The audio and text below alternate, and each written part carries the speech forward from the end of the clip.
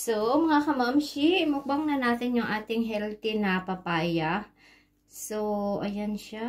So, I hope na matamis po ito. Para happy din yung pagbili natin ng papaya, mga kamamshi. So, ayan na. Unang subo para sa inyo.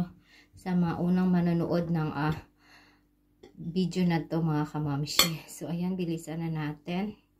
So, paminsan-minsan, alam niyo po ba, hilig talaga akong kumain ng mga papaya. So, ayan. So, in fairness, mga kamamshi, matamis nga talaga. And then, yung type ng pagkapapaya is yung, alam niyo po ba, yung malaman siya. O, diba po?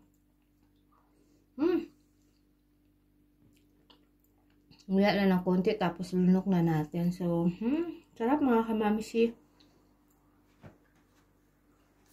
Ciao, ciao!